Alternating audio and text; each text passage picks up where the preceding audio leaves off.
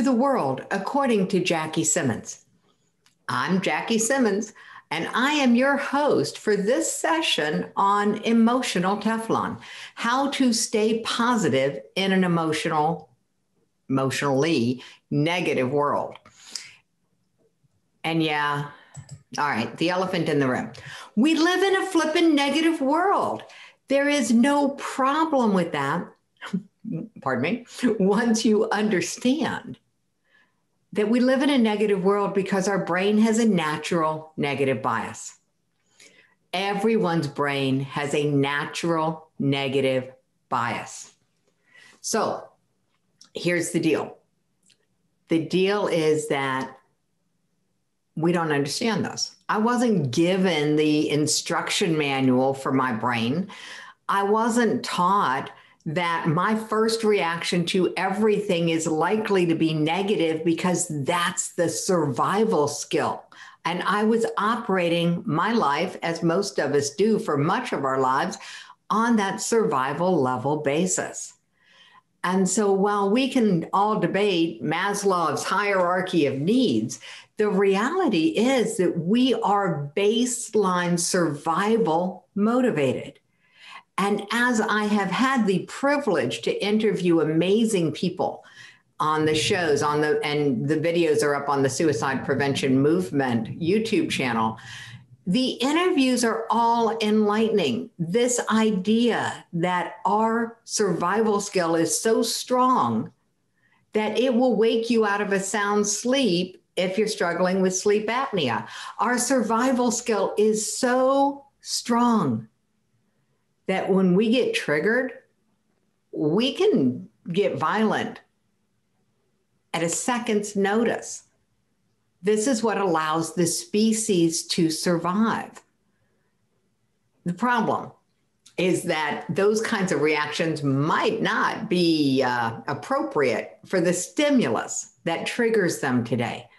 So while we are being triggered towards negativity all the time, partly because of nature, this caveman response, partly because of nurture. Yeah, because of nurture. It's because of all of the messages that we are putting into our brains on a regular basis when we are watching anything, when we are listening to anything, and when we are reading most things. So it's not anything, it's most things. Watching, listening, reading, these are how we actually put the belief systems into action. You know, this is how we get enculturated. This is how we get trained. This is how we get the understanding of the world, by watching, listening, and reading. When it comes to wanting to make a change, the first thing I would say to you, if you're looking to get more positive, now that you understand that we have a negative bias in the world, you might want to look and make a list of what am I watching? What am I watching? What am I listening to? And what am I reading? And it's not who am I watching, or who am I listening to, or whose stuff am I reading? It's the what. What are the actual words on the page? What are the actual images that I'm seeing? What are the actual sounds that I'm hearing?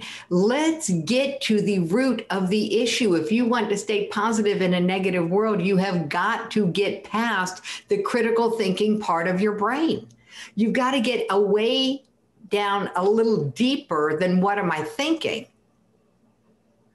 Because what you're thinking is based on what you're believing. This is what we discovered and have been working with for, and I say we because I'm not alone. There's a whole body of work out there. I studied and was certified with David Bayer's Transformational Mind Hacks, his whole body of work, Transformational Mindset and Business Skills. And he calls it the 5 primary drivers. I have my own take on it. And so I'm over here and I call it the cycle of results. And here's what it looks like. You've got a result in your life, okay? Let's go with the easy one.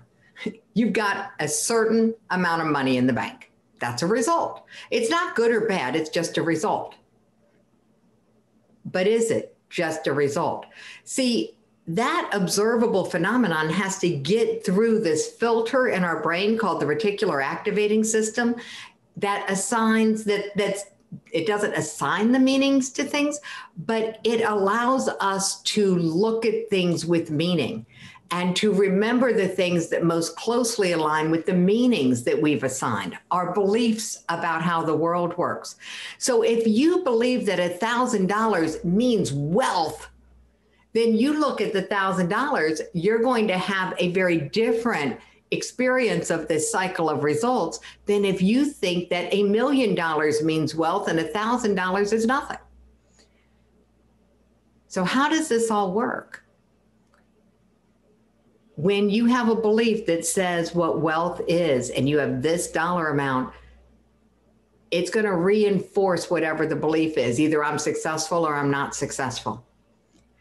Let's go with the natural negative bias of the brain. I've got $1,000 in the bank. My belief system is that that's not very much money.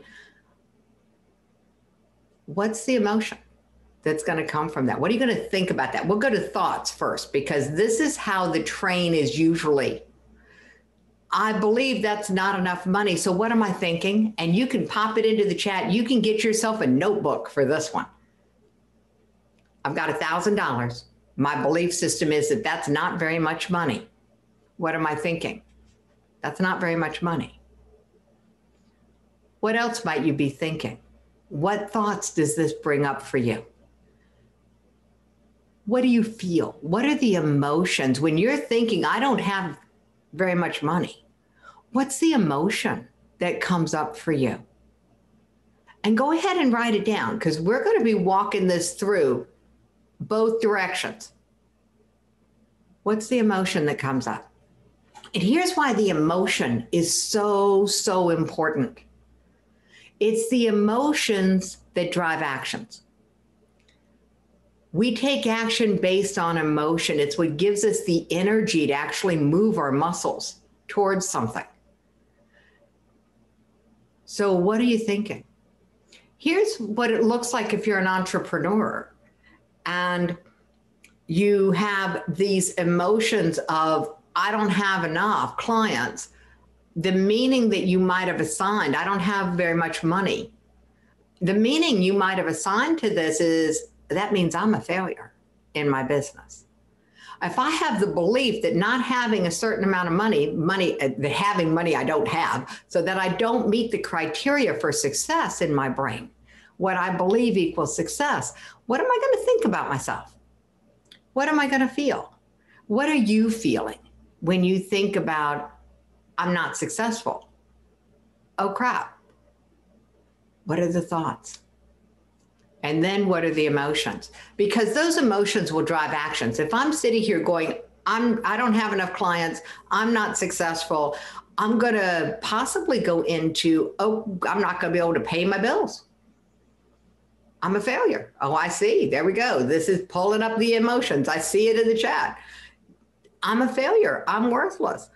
Now, when you're feeling those feelings, what actions are you motivated to take?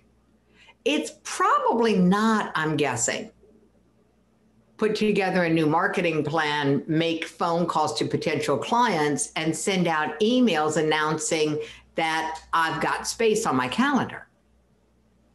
Most likely, or in my case, I don't know how likely this is, but you know, the challenge of having my office in my home is that was usually a really good time for me to remember that I needed to do laundry. David Bear says that was when he would find himself at Starbucks getting a cup of coffee for the 4th time that day. This is such a common experience, but it's so misunderstood. The emotions drive the actions, and it is the actions and only the actions we take that drive results. So there's another way to look at this. What if we get to the root of the problem by looking at the results, $1,000, looking at the actions that we did or did not take, because it could be our action was simply sitting and staring out the window. What were the emotions that were driving the actions? What were the thoughts? that we're triggering the emotions. And if we really, really get lucky, we'll be able to see pretty clearly, what is it I believe?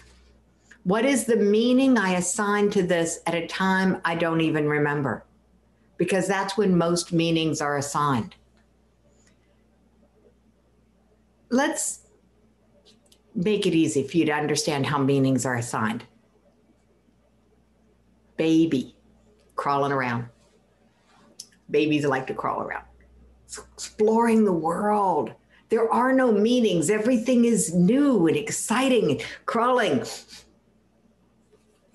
Furry, found something warm and furry. Bad breath. Somebody says dog. And we start building out the book of dog. And so every time we encounter another warm, furry, bad breath, somebody says dog, we are adding to our book of dog. And we're using all of our senses. We're touching it. We're smelling it. And if nobody's there to stop us, we might even be tasting it, because I've seen kids chew on dogs' ears. Anyway, kids do. They explore the world with all of their senses. They hear the dog breathe and bark. They absolutely engage at a wonderful, wonderful level, and they build out the book of dog, and all is really good unless I get scared by the dog, or heaven forbid, hurt by the dog. And all of a sudden, my book of dog includes dogs are dangerous. From that moment on, the reticular activating system is being informed by the belief that dogs are dangerous. So any dog that comes into my awareness, every twitch of the muscle is going to hit that filter. Doesn't matter how friendly the dog is. If it's not addressed early, this filter can get entrenched, and then every interaction with a dog hits that dogs are dangerous. And so what do we notice? We notice the things that trigger us into danger, and then we build out even more neuropathways. Neuropathways were explained best by my friend Ridgely Goldsboro when he said, it's like you take a thread and you've got a thread. Now, a thread's not going to hold a whole lot, but it's a thread. And then every time you have another experience that your reticular activating system says this is a match, and it allows it into your conscious mind, it's like wrapping another thread around that first one. By the time a child has 100, 1,000 encounters with a dog over the course of their lifetime, the ones that are most likely to be remembered are the ones that match the belief that dogs are dangerous. Now we got a cable. This is the person who goes into fight or flight mode at the sound of a dog. And it's not because all dogs are dangerous. It's because that's the meaning that got assigned to dog at a time they may not even remember. That's how it works. That's how our belief systems get formed. So we are working with this evolutionarily designed construct that was designed to be negatively focused because our early ancestors, our common ancestor, Og the caveman, needed to have a negative bias to survive. He needed to look at a purple plant and go, purple plant, what do I know about a purple plant? Last time I ate a purple plant, I got sick. Not eating the purple plant. It was so interesting for me. I'm fascinated by this stuff. When I realized that a typical experience for Og would be to walk out of his cave in the morning, shaking bush, and immediately be back into his cave. What happened? If we could freeze the frame, immediately, his arms and legs, all of his big muscles got flooded with blood so that he had the energy there to shift and jump back into the cave. There wasn't really a conscious thought, but the semi-conscious thought, the belief system that was activating all of that faster than thought, was the memory of my friend Larry got too close to shaking bush, got eaten by tiger. There's no time in fight or flight for these conscious thoughts to come through. This is why this is so important. We are being run by our unconscious beliefs, by the meanings we assign at a time we don't even remember. But here's why this is so much of a problem right now in our society. We have two things that are on the rise, and I have a belief about them. This is the world according to Jackie. This is my belief system. When Og's body shifted, when the blood flowed to his arms and his legs so that he could move, think about this.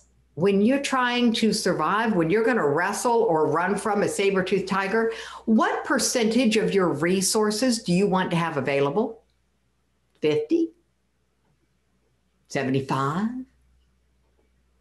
No, we want 100%. Right? We want to survive. The survival drive is so strong. We want 100% of our resources. And guess what? Our bodies are excellently designed to deliver 100% of the resources. And our bodies do that by shutting down two systems and diverting the resources to your muscles. And the two systems they shut down? Well, let's look at Og. Og had already eaten breakfast. See shaking bush, fight or flight, he's back in the cave. What shut down? His body stopped digesting his food in that instant. Why? Because you don't need your body diverting resources to digesting food for your breakfast when you're trying to avoid becoming breakfast for another creature.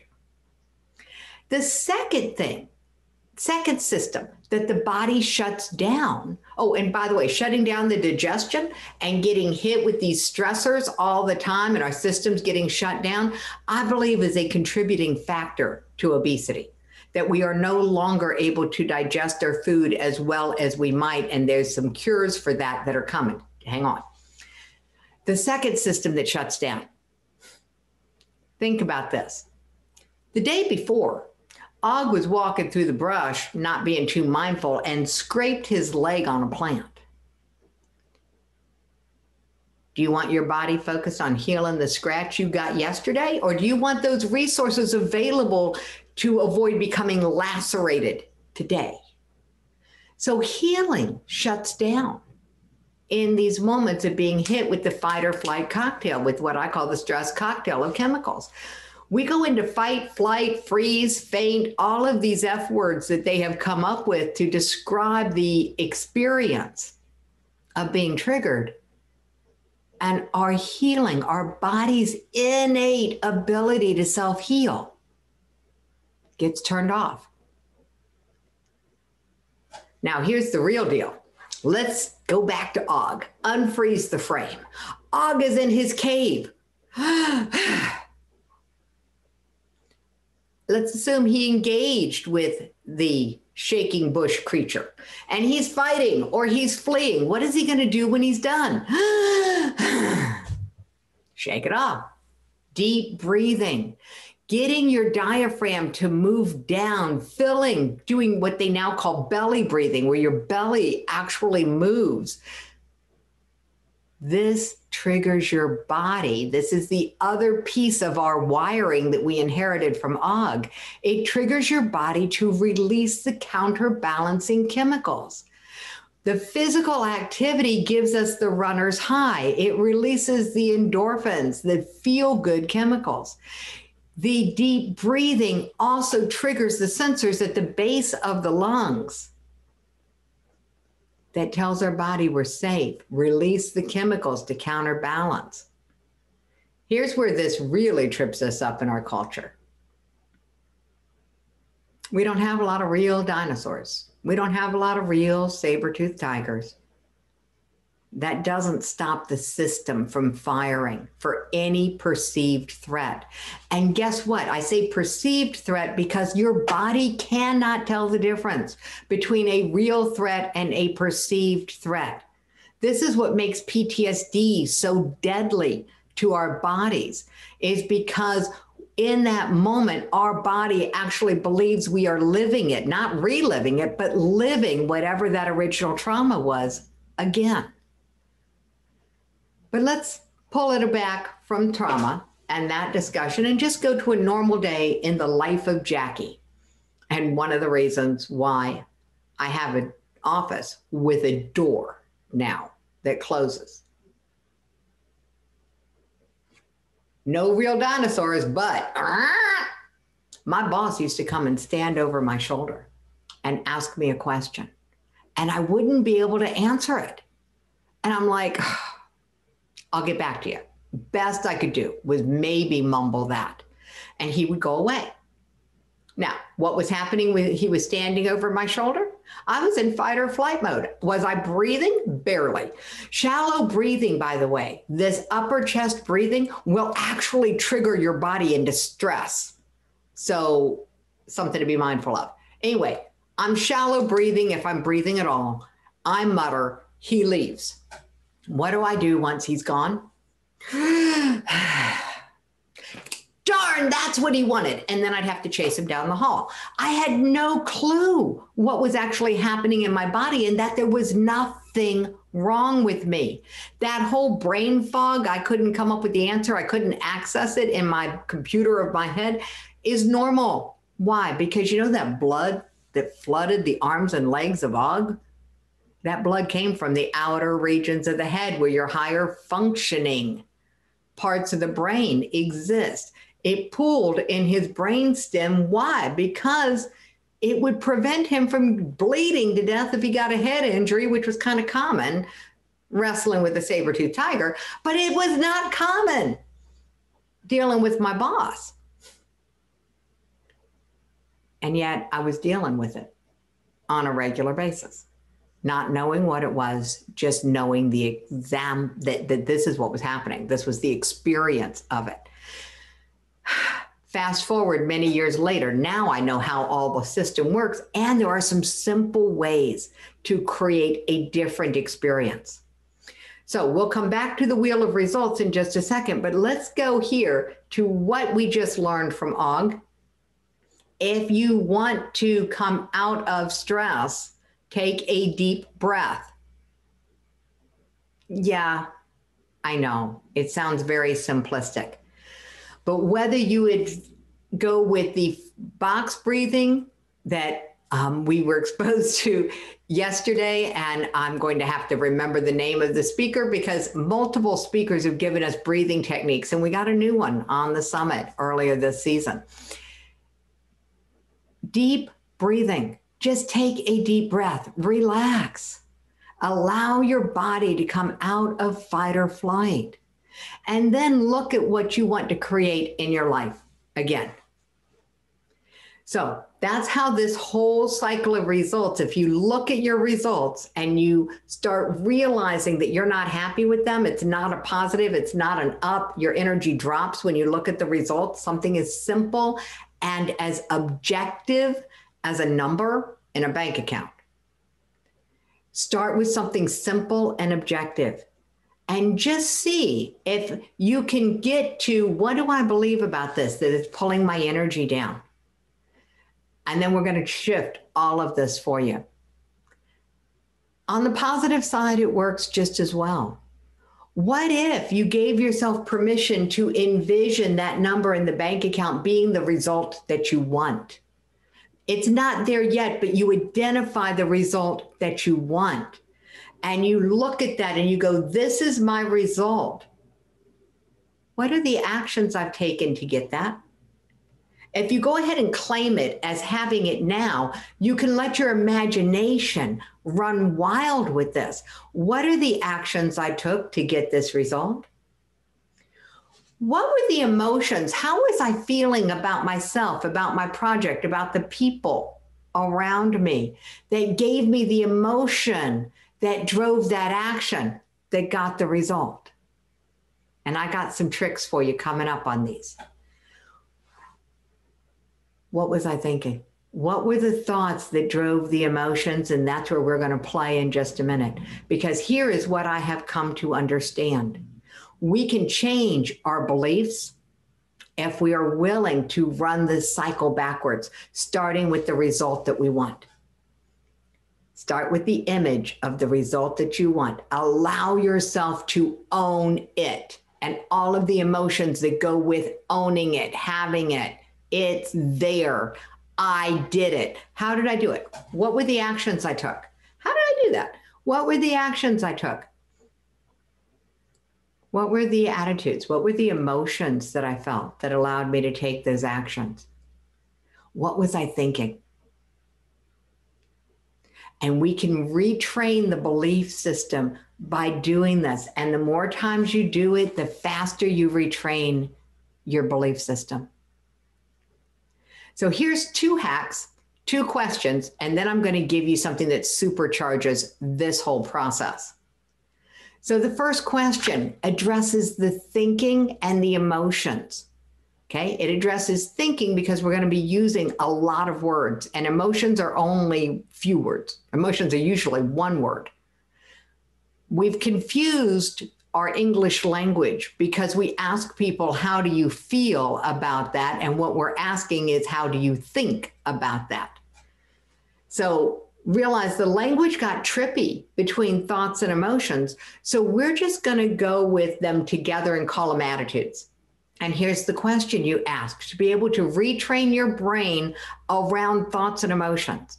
You ask yourself this one question: what attitude would I have if I believed I worked with, this is about outside of you now, I believed I worked with the best clients, the best vendors, the best bosses, the best employees, the best peers in the world? What attitude would I have if I knew I had the best products, whether I created them or I'm repping for somebody else's product? What attitude would I have if I knew I had the best products, the best people in the world? When you start writing that down, you can put those into play and totally shift the energy. Now, what's that going to do? It's going to give you new energy to drive new actions. But what actions? You know that list you created of how did I get this result? There's another way to create that list and add to the list. And it's the second question. The second question is, what actions would I take if I believed I was the right person for the job? What actions would I take? And you write those down. And when you start to work this cycle, and we will give you this handout for the cycle of results, when you start to work this cycle, you will see a change. You will have this attitude of, I work with the best in the world. And 2 things are going to happen. The first one is your brain is likely to try to kick it out, because you have that negative bias. It says, what do you mean I've got the best employees in the world? You should have seen them at the water cooler. You just notice that and acknowledge it. And you come back to this truth. Those people, those employees, those clients, those vendors, those partners, they are the best in the world that you are ready for right now. How do I know? They're who you've got. And you can't have anything but the best in the world that you're ready for in this moment. So you know what's going to happen? As soon as you start treating people, responding to people, living into this emotion of the attitude you would have if you knew they were the best in the world, they change. That energy, that resonance, they either step up or they step out. And either way, everybody wins, because you will end up with the people on your team that are ready to resonate with this attitude of, we got the best in the world. We are going to knock this out of the park. And as soon as you treat yourself as the best in the world, as the right person for the job, the right person to take or delegate the actions that will lead to the result that you've already claimed, you're going to be in action a lot faster.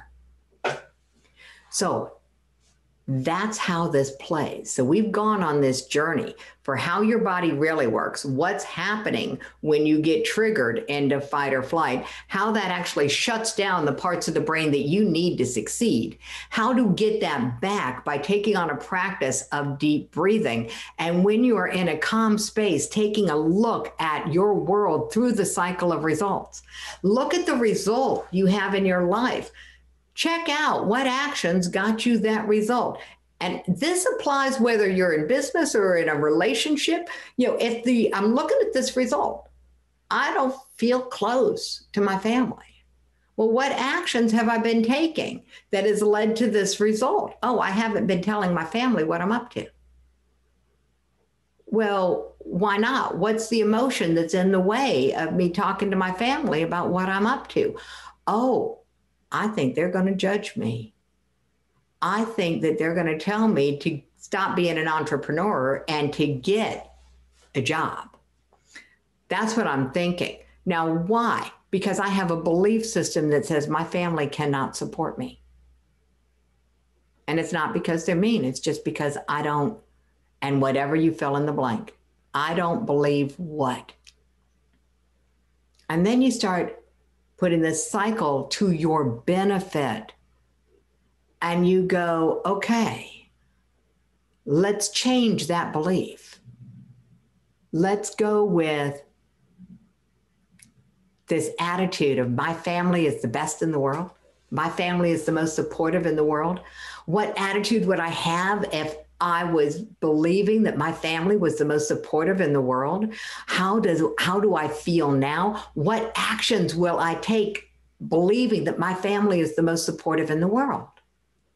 Well, one, I might tell them at the beginning of a talk, hey, I'm calling you because I know you are the one person who will support me more than anybody else in the world. What have you told them? What you believe about them? Oh, you believe I'm going to support you because I'm the best support you've ever had. That feels pretty good. What do you want to tell me?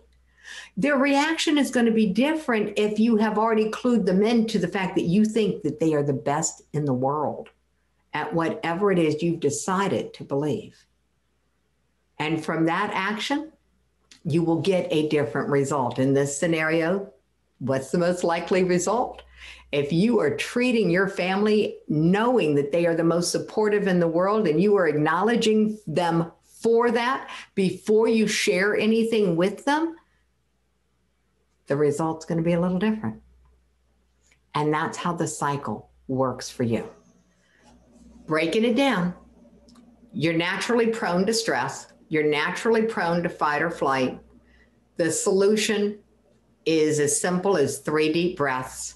And the long-term solution, once you've come out of fight or flight, is to use the cycle of results. And you want to be doing this. Even if all you get out of your only takeaway from this is that you pause and you take 3 deep, slow breaths every hour, belly breathing, allowing your body to become saturated with oxygen, to know that it's safe. If that's all you get from this, that will change your life. And here's why. Right now, what's happening in the world? We get triggered. Somebody cuts you off in traffic. Somebody disses you in a meeting, or you even imagine that they're dissing you in a meeting.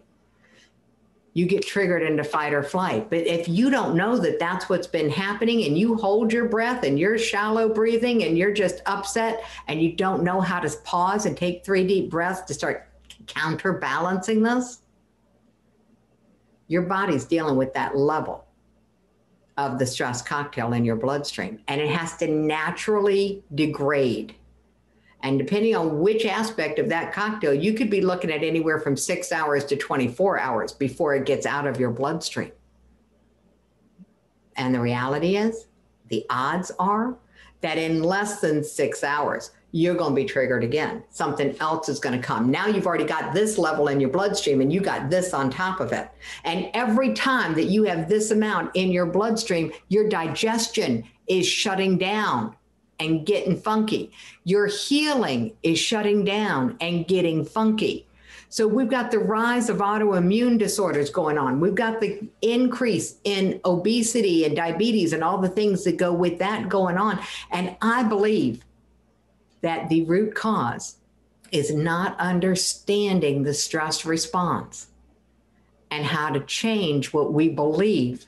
That's that decision we made about what things mean that's actually behind it. So now you have this body of evidence, and it sounds like it's going to change your world. The problem is, how are you going to remember to do it? How long is it going to take? All of those things. The deep breathing takes place right away. But there's even something that I would love to share with you and give to you. And actually, I'm changing for Katie's benefit. What I want you to have is I want you to have the ability to create for yourself your own, what I'm listening to, what I'm seeing, what I'm reading, that puts you in the absolute prime state to achieve whatever you want to achieve. And it's almost effortless. It will only take 3 minutes a day. And in those 3 minutes, you will be coating yourself with emotional Teflon. You will be protecting yourself by elevating your mood and attitude for 6 to 8 hours. Long enough for some of those stress cocktail chemicals to get out of your body. So you give your body a break from the stress cocktail. And it's very, very simple. And it's for you for free. And the site is emotionalteflon.com. Let's just coach you with some emotional Teflon. And I want to give this to you, and I want to explain to you how it works. I met one of the content creators for this transformative technology that's the backbone of Emotional Teflon. And when I understood what they had created, what he had created with them, I was fascinated and floored because I like speed. I like things that work fast. So I jumped on a call with the creator, with the founder of the technology, and we very quickly went from I'm going to use it because I love it to I'm going to put my own content up there because I think this is the most powerful way for people to get my messaging. To I'm going to partner with you and we're going to change the world. So they are a partner with the Teen Suicide Prevention Society. Part of all of the proceeds from anything that I do with them goes to the nonprofit. And here's the power behind this. Remember where we started? What you put in your eyes, what you put in your ears, what you allow yourself to see as far as images, read as far as headlines, hear. These are what are programming your brain constantly. And they are almost all negative right now. You can't turn on a TV or turn on a computer screen without seeing negative, sensationalized, emotionally evocative headlines. Crises, devastating images. And what do we hear? We hear the commentary that goes with that. We hear the inflammatory voices, the tonality, because the majority of communication is tone and body language. We are flooded with these images. And to counterbalance that, we need a powerful tool where we can choose the images that we see. And that's what they have created and what I am developing with them. What we put in there that you can have immediately is the session I created. You don't even have to opt in. It's down at the bottom of the page that I co-created with them, would be more accurate. And if you decide to opt in, it's free. And for 7 days, you will get to test drive all of the hundreds of sessions that are available in there. You will be able to customize them. You'll be able to put your own pictures in there. You know that result that I said claim? What if you put an image of that result into what is essentially a vision board on steroids? And you were flooded with all of the images that support powerful prosperity, to stick with that example of money.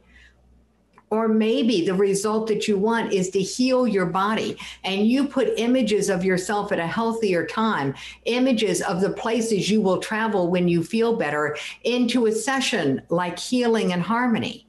And you get to start flooding your brain with powerful positive images, affirmative statements and questions that come so fast, that come so randomly, because every time you watch a session, it's different. It's one of the powerful pieces of this technology. This gets past the critical thinking mind and into the other than conscious brain. Critical thinking brain, other than conscious mind. It gets past all of that and into this space where you can actually start to live from it immediately. And this isn't magic. It's not hocus pocus. It's based on positive psychology and the ability to understand plasticity of the brain based on Harvard's study back in 2017. The Harvard Medical School released their study. Time magazine, January 19th, I believe, 2017. Little known study, but it proved beyond a shadow of a doubt that our brains can build out new neural pathways. We can build out new brain matter at any age. And this tool does that. It helps you lay down the neural pathways that are in alignment with the results that you want, the emotions you want to feel that will drive the actions to get the results.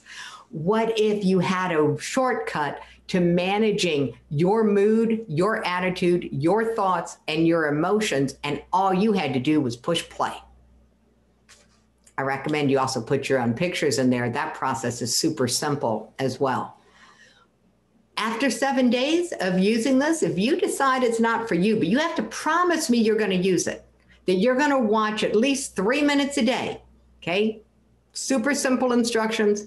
Everyone defaults to 15 minutes. You just hit go faster with your cursor, and you can get it down to where it's 3 to 5 minutes. You promise you'll watch 3 to 5 minutes a day. Random, go explore these hundreds. I mean, there's Jack Canfield's Success Principles. There's Sean Akers, The Happiness Advantage. There's Napoleon Hill's work is in here. All of it deliverable to your other than conscious mind super, super fast. So it's free. At the end of 7 days, if you decide it's not worth, oh, by the way, the cost is $19 a month to have ongoing access, ongoing customization, ongoing support with this tool. If you decide it's not for you, guess what? You never lose access to my course, Leaving Shouldville, and to Being Happier. And if you want to shift your mood in an instant, try Being Happier.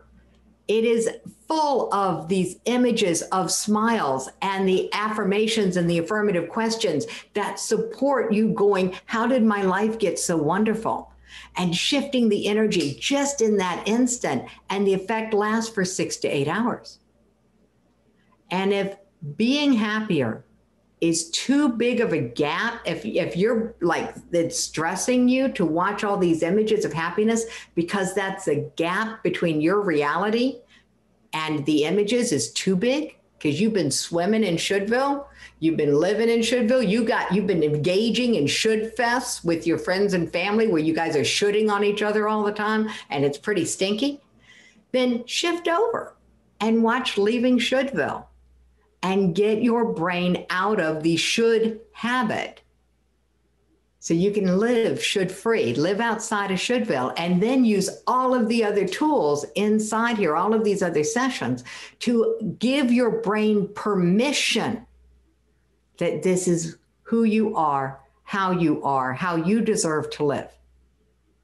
So that's my gift for you. How to coat yourself with emotional Teflon starts with deep breathing, continues with the cycle of results and making that cycle, which is happening in your world every day. It's what is your experience of life is on this wheel, making that work for you, coming out of the natural negative bias and turning it into a powerful source of positivity. And then reinforcing all of that, putting all of that on steroids by using the tool at emotionalteflon.com, getting yourself working with changing what's brainwashing you, flooding your mind with the counterbalancing, giving yourself something to read that is positive so that you're asking yourself the questions that empower you. Like, when did my life get so wonderful? Listening to the sounds, the music that underscores each session. You have the power to change your experience of life now at your fingertips. And I am so, so grateful that you were here, that you're part of the mission to make teen suicide a thing of the past, and that you're willing to consider how to stay positive in a negative world.